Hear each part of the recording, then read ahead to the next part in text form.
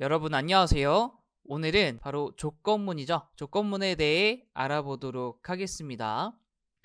먼저 조건문을 설명드리기 전에 제어문에 대해서 먼저 정의를 하도록 하겠습니다.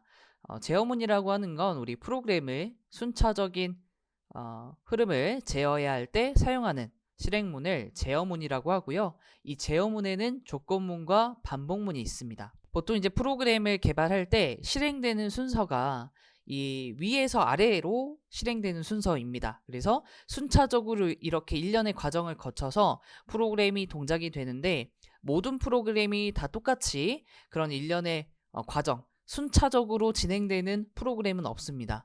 어떤 상황이 발생했을 때 다른 동작이 일어나야 되고 때로는 동일한 동작을 반복적으로 수행해야 되는 경우들이 발생을 하는데요. 그런 실행문들을 제어문이라고 얘기를 하고 이 제어문에 속하는 것이 바로 조건문과 반복문이 되겠습니다.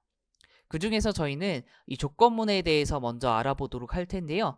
조건문은 이 조건이라는 단어가 붙어 있잖아요. 그래서 어떠한 조건이 있을 때, 즉 특정 어떤 상황이 있었을 때 그 상황에 따라서 별도의 명령이 동작하도록 제어해주는 실행문이 바로 조건문이라고 보시면 될 것 같습니다. 자, 그러면 이제 우리 일상생활에서 한번 비유를 좀 해보도록 할게요.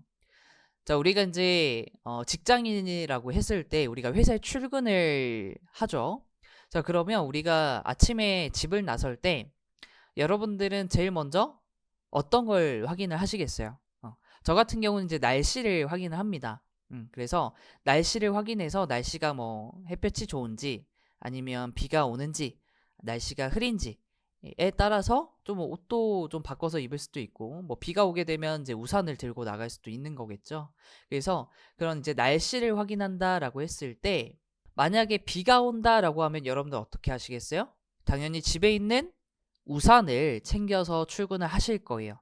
그렇죠? 자, 그런데 만약에 비가 오지 않습니다. 날씨가 너무 맑아요. 그러면 어떻게 해요? 그냥 걸어서 출근을 하시면 되겠죠. 네.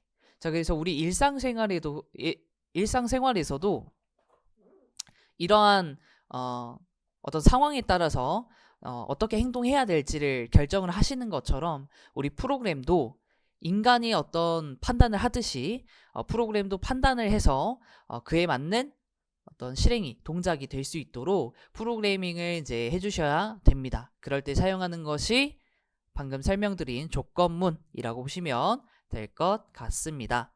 자, 그러면 우리 조건문에는 여러 가지 이제 종류들이 좀 나뉘어져 있어요. 그래서 첫 번째는 단순 if문, 두 번째 if else문, 세 번째 다중 if문, 네 번째 스위치 케이스 문이 있습니다. 그래서 저희는 여기 있는 것들 중에서 이제 자주 사용되는 문법을 주로 활용을 좀 해보려고 하고 있고요. 첫 번째로는 단순 if문에 대해서 알아보도록 하겠습니다. 자, 단순 if문 같은 경우에는 조건식이 참일 때만 실행 문장이 동작하는 구문인데요. 자, 보시게 되면은 이제 문법이 특정 예약어가 있는데 바로 if입니다.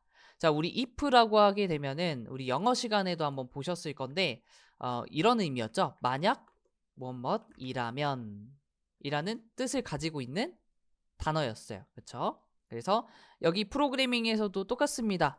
자, 이 조건식이 만족한다면 으로 해석을 해주시면 돼요. 즉, 이 조건식의 결과가 어떻게 나와야 되냐? 이 아래 있는 실행 문장이 동작하려면 조건식은 반드시 true여야 됩니다. true. 이 true라는 결과가 나와야만이 아래 있는 이 실행 문장들 중괄호 있죠? 여기 있는 이 중괄호 안에 있는 실행 문장들이 동작을 한다라고 봐주시면 될 것 같습니다. 네. 그래서 실제로 이 조건식 안에 직접적인 값을 넣어서 한번 확인을 해볼 건데요. 저희 VS 코드 열어서 저희 7차 시 언더바 예제.html 파일을 만들어 주시고 스크립트 태그 만들어 주도록 할게요. 자, 저희는 지금 조건문에 대해서 수업을 진행하고 있고 그 중에서도 첫 번째 단순 if문에 대해서 알아보도록 할 겁니다. 그래서 이 형식 자체는 어떻게 되냐면 if 조건식 중괄호 그리고 여기에 안에 실행 문장이 들어오게 됩니다. 근데 조건식에다가 바로 이렇게 한번 적용을 해볼게요. 자, 우리 조건식은 반드시 true인 결과만 동작을 한다라고 설명드렸어요. 자, 그래서 직접적으로 true라는 값을 넣어보고 그 다음에 콘솔 만드셔서 실행 문장 동작이라고 문구를 한번 띄워보도록 하겠습니다. 네, 그럼 바로 한번 실행을 해보도록 할게요. 자, 서버를 실행을 해주시고 잠깐 기다려 주셨다가 네, 자, 바로 이제 개발자 도구창 한번 열어서 확인을 하겠습니다. 자, 보시게 되면은 실행 문장 동작이라고 해서 문장이 출력이 된 것을 확인을 하실 수가 있죠. 네, 그렇죠. 자, 만약에 저희가 이 true라고 하는 것을 false로 변경을 해보게 된다면 어떻게 될까요?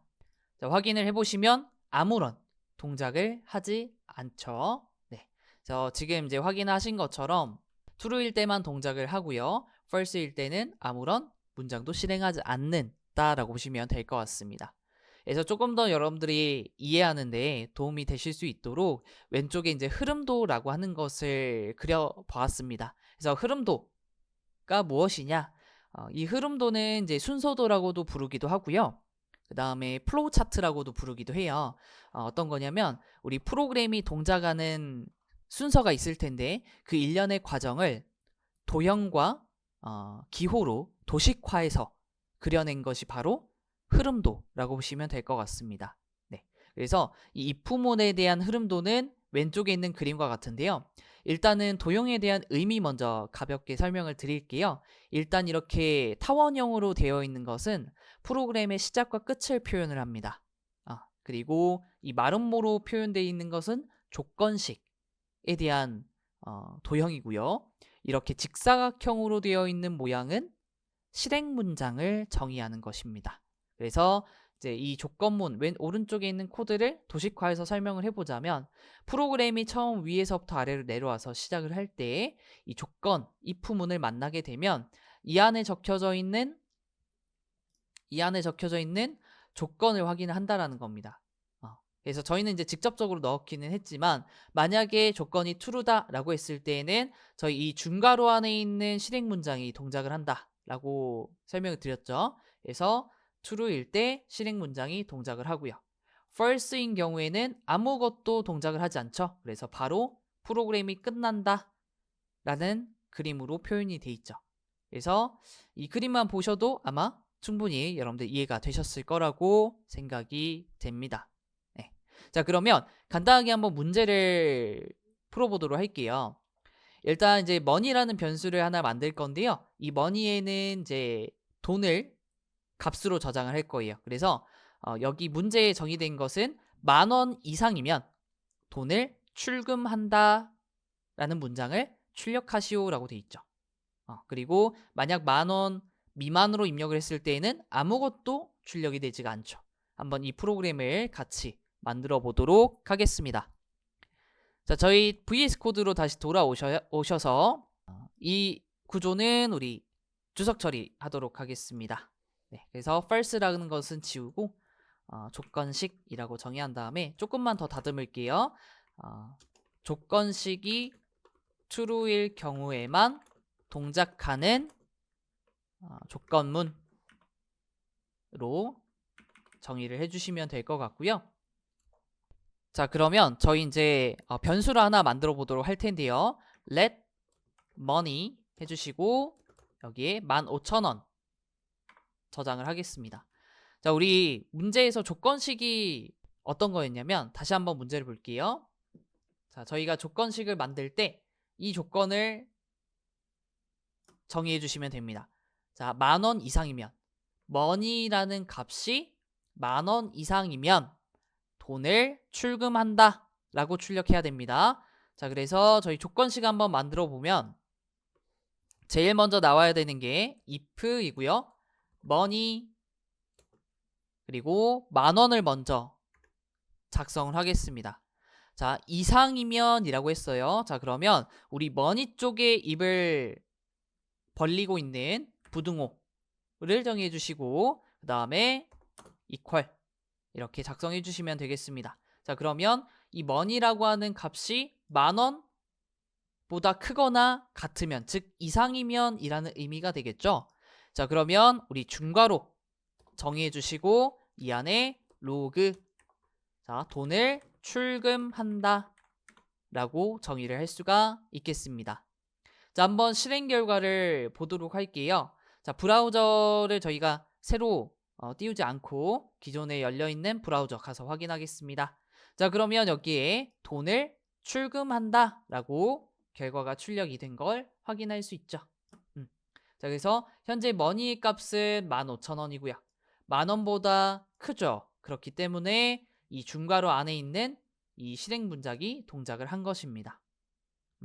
자, 그러면 이번에는 이 머니라고 하는 값을 10,000원 미만의 값으로 입력을 해볼게요. 자, 제가 제시해드렸던 값은 8,500원입니다. 저장을 하시게 되면요, 다시 확인했을 때 아무런 동작을 하지 않죠. 네, 그래서 우리 단순 if문은 이 조건식이 하나 있죠. 그래서 이 조건식의 결과가 true일 때만 동작을 하는 조건문이다 라고 보시면 될 것 같습니다. 자, 그런데 우리가 이제 일상생활도 그렇지만 아까도 예시를 들어드린 것처럼 만약에 비가 온다면 우산을 들고 가지만 그렇지 않으면 어떻게 해요? 그냥 걸어서 출근을 했었죠. 우리 프로그램도 마찬가지로 이 조건에 해당하지 않으면 다른 어떤 케이스가 있을 수 있겠죠. 다르게 동작해야 되는. 그래서 그런 프로그램을 만들고자 할 때에는 if else문이라고 하는 구문이 있습니다. 그래서 이 구문은 앞에 있는 if, 단순 if문보다 거짓일 때도 처리할 수 있는 구문이 좀 추가가 됩니다. 그래서 그 부분이 어떤 것이냐면 바로 else라고 하는 이 키워드예요. 그래서 단순 if문에서 else라는 키워드로 이렇게 문장을, 구문을 추가를 해주시게 되면 false일 때, 조건이 아닐 때 동작하는 것을 포함을 시킬 수 있습니다. 자, 그러면 잠깐 우리 바로 코드에 한번 적용을 해볼까요? 자, 만약에 돈이 이제 10,000원 이상이지 않으면 어떻게 해야 될까요? 우리는 저축한다 라고 해볼까요? 그래서 로그 해주시고 여기에 돈을 저축한다 라는 문장 추가해 주신 다음에 바로 한번 콘솔 확인해 볼게요. 자, 그렇게 확인하시게 되면요, 돈을 저축한다 라고 메시지가 띄워졌습니다. 네. 그래서 10,000원이 넘지 않는다고 하게 되면 돈을 모으는 거고, 그렇지 않은 경우 10,000원이 넘는다 그러면 좀 이제 출금해서 뭐 이것저것 내가 하고 싶은 것들을 좀 해볼 수도 있겠죠. 네, 이런 프로그램을 저희가 이제 한번 구축을 했는데, 다시 한번 이제 구조, 흐름도를 보면서 설명 좀 드리도록 하겠습니다. 그래서 흐름도를 보시게 되면요, 본래 이제 단순 if문은 우리 조건식이 만약 false인 경우에는 이렇게 바로 종료가 되는 구조였어요.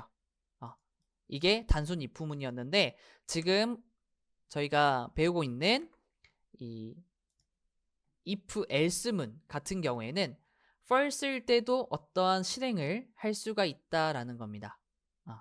자, 그래서 왼쪽에 이제 오른쪽에 코드를 한번 샘플로 넣어놨는데 true인 경우에는 실행 문장 1이 동작을 하고요.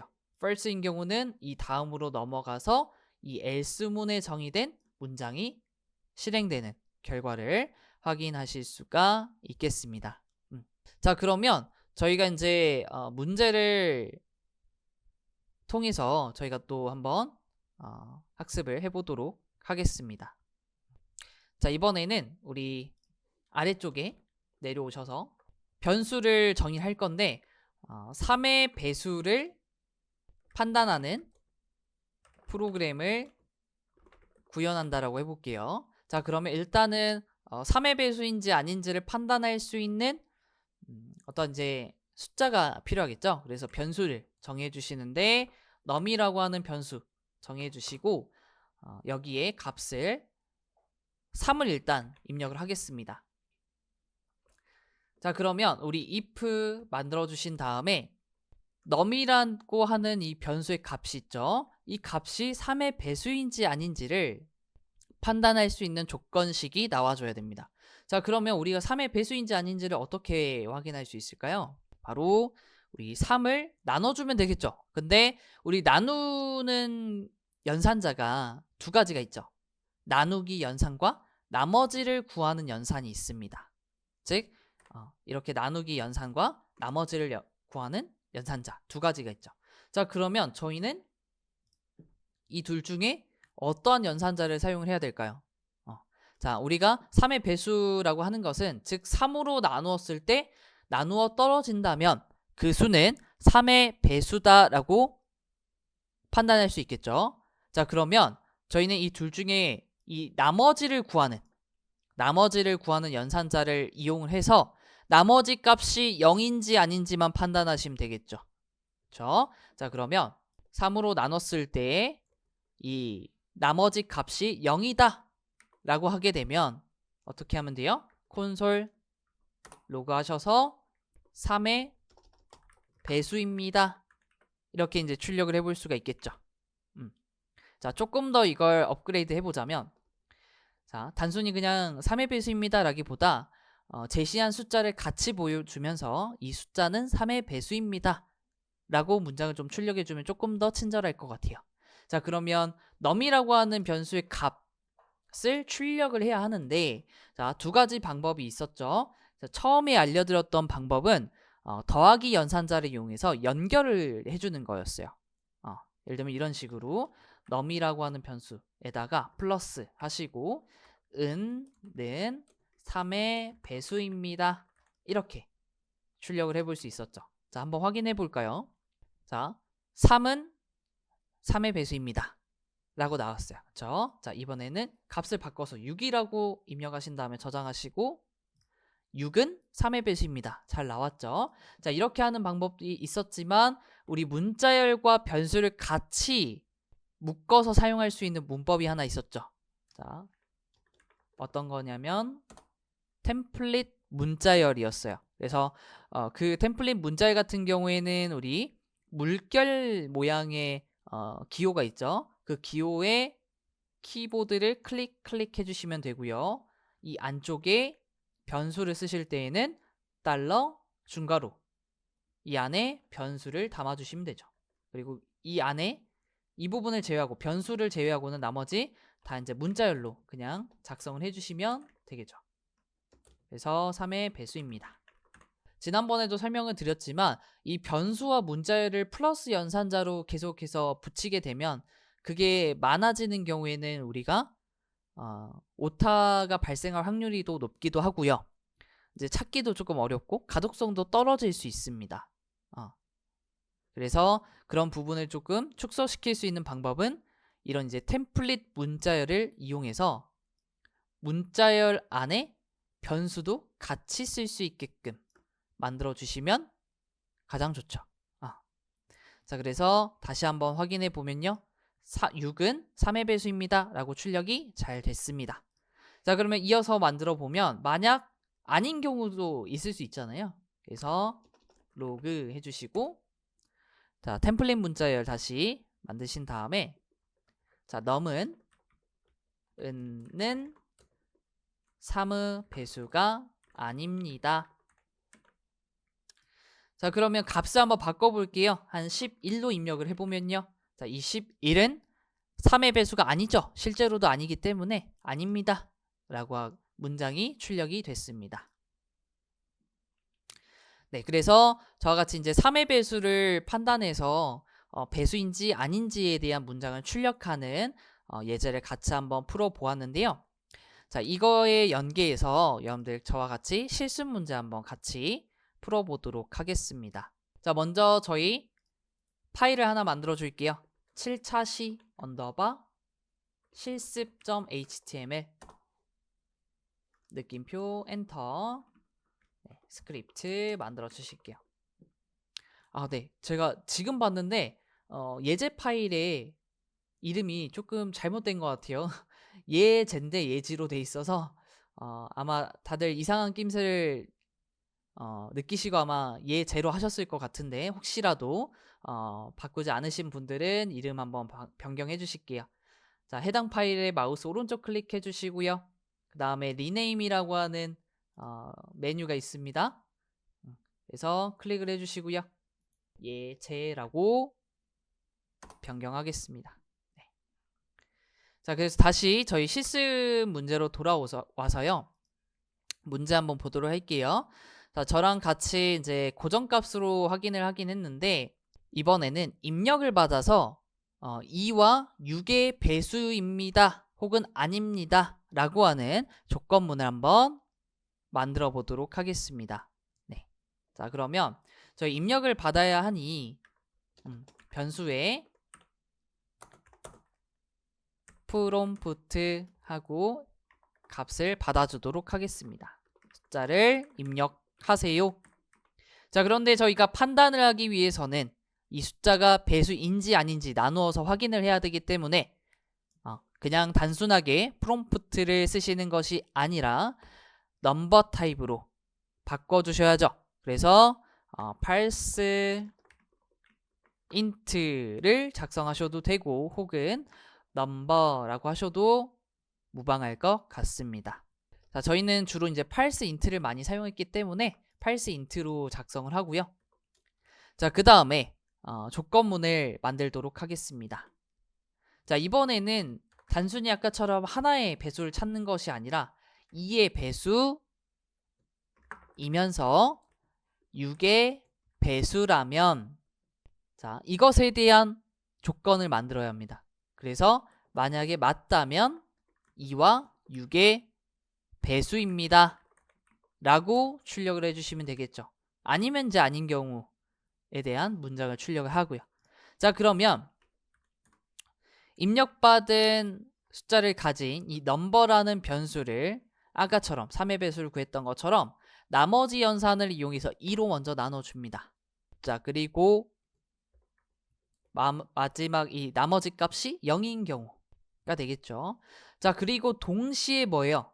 자, 2의 배수이면서 6의 배수라면 자, 이 6의 배수여야 되고 또 2의 배수여야 돼요. 즉, 두 가지 조건이 모두 참이면 이라는 거죠.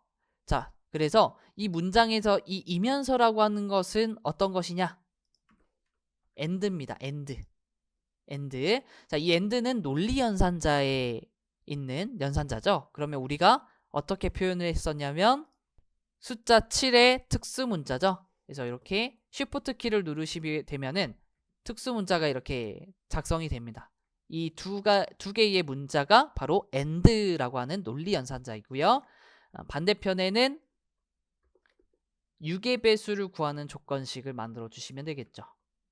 자, 그래서 다시 한번 조건식 확인하면요. 2의 배수를 판단하는 조건, 6의 배수를 판단하는 조건, 즉 이 두 가지가 모두 만족해야 출력을 할 수 있다 라는 거죠.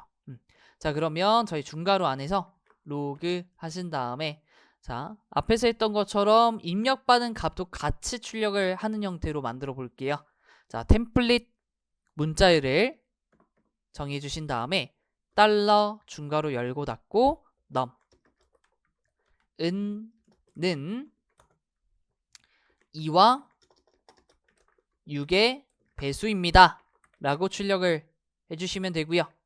자, 아닌 경우에는 else 하신 다음에 이번엔 위에 완성되어 있는 문장을 가지고 올게요. 자, Ctrl C 복사해 주시고요. 아래 붙여넣기. 그 다음에 배수가 아닙니다. 출력을 할게요.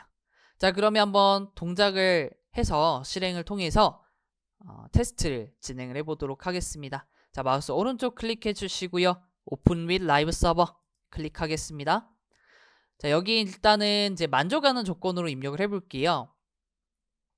자, 6이라고 작성하시면 2로 나눴을 때도 떨어지고요. 6으로 나눴을 때도 떨어집니다. 그래서 확인, 콘솔 확인하시면 6은 2와 6의 배수입니다. 라고 결과가 나왔죠. 자, 새로 고침해 주시고요. 이번에는 2 입력해 볼게요. 자, 확인하시면 2는 2와 6의 배수가 아닙니다. 라고 나옵니다. 자, 2의 배수는 맞지만 6의 배수는 아닌 거죠. 자, 그래서 저희가 만든 조건식에 문제 없이 잘 동작하는 것을 확인할 수 있습니다. 자, 그래서 정리하자면 오늘 배웠던 내용은 조건문에 대해서 배웠고요. 그 중에서도 단순 if문과 if else문, 즉 참일 때만 실행하는 문장, 거짓일 때도 실행할 수 있는 구문 두 가지를 저희가 배웠습니다. 그래서 이 조건문을 통해서 저희는 이제 뭘 할 수 있냐면 조건에 따라서 저희가 만든 어떤 특정 조건을 만들었을 때 그 조건에 부합한다면 그에 맞는 어떤 실행 문장들을 동작할 수 있고요. 아닌 경우에는 또 아닌 경우에 대해서 실행 문장들을 동작시킬 수 있는 그러한 구문을 저희는 배웠습니다. 네. 그래서 흐름도와 함께 같이 한번 쭉 설명을 드렸잖아요. 그래서 여러분들 이제 만드신 코드가 이해가 잘 안 되신다면 이런 흐름도를 직접 한번 만들어 보시는 것도 이해하는 데 많은 도움이 되실 거라고 생각이 듭니다. 그래서 오늘 수업은 여기까지 해서 마치도록 하고요. 다음 시간에 이어서 조건문, 다중 if문부터 저희 수업 진행하도록 하겠습니다.